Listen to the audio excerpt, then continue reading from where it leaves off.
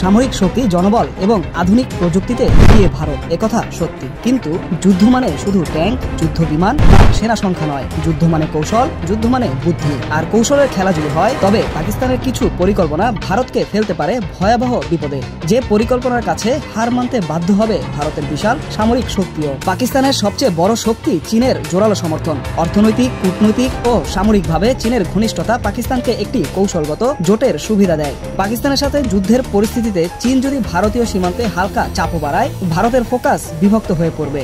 আর চীনের দিকে নজরদারি বাড়াতে গেলেই ভারতে তৈরি হবে সামরিক দুর্বলতা, যা পাকিস্তানের জন্য হতে পারে বড় একটি কৌশলগত সুযোগ। পাকিস্তান বরাবরই ভারতের বিরুদ্ধে ফার্স্ট স্ট্রাইক নীতি ব্যবহার করে এসেছে।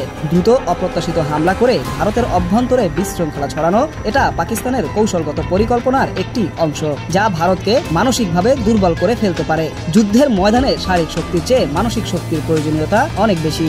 ভারতকে মানসিকভাবে পরাজয় করে যুদ্ধে এক্সট্রা বেনিফিট নেবে পাকিস্তান। পরোক্ষ যুদ্ধ বা প্রক্সি ওয়ার, এখানে পাকিস্তানের বহু বছরের অভিজ্ঞতা রয়েছে। কাশ্মীর, পাঞ্জাব কিংবা উত্তর পূর্ব ভারতে বিচ্ছিন্নতাবাদী শক্তিকে মদত দিয়ে পাকিস্তান অভ্যন্তরীণভাবে ভারতকে দুর্বল করার চেষ্টা করতে পারে। পাকিস্তানের পারমাণবিক অস্ত্রের সংখ্যা 140 থেকে 150টি, যা ভারতের তুলনায় বেশি, এবং তাদের ডেলিভারি সিস্টেমও অত্যাধুনিক। শুধু তাই নয়, বর্তমান যুগে যুদ্ধ মানেই বুলেট নয়, তথ্য এক বড় অস্ত্র। পাকিস্তান সাইবার হামলা, ডিজিটাল বিভ্রান্তি এবং সামাজিক মাধ্যমে ভুয়া তথ্য ছড়িয়ে ভারতের জনমত ও অভ্যন্তরীণ স্থিতিশীলতায় আঘাত করতে পারে। পাশাপাশি পাকিস্তান আন্তর্জাতিক মহলে ভারতকে মানবাধিকার লঙ্ঘনের অভিযোগে বিপদে ফেলতে চেষ্টা করতে পারে।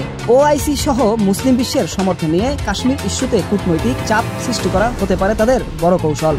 যুদ্ধ শুধু রণক্ষেত্রে হয় না, চলবে সাইবারে, কূটনীতিতে, অর্থনীতিতে এবং মানুষের মনেও। পাকিস্তানের এই কৌশলগুলো ভারতকে সরাসরি পরাজিত না করলেও তাকে চাপে ফেলতে পারে নিশ্চিতভাবেই। সোহেল মাহমুদ, দৈনিক নতুন সময়, ঢাকা।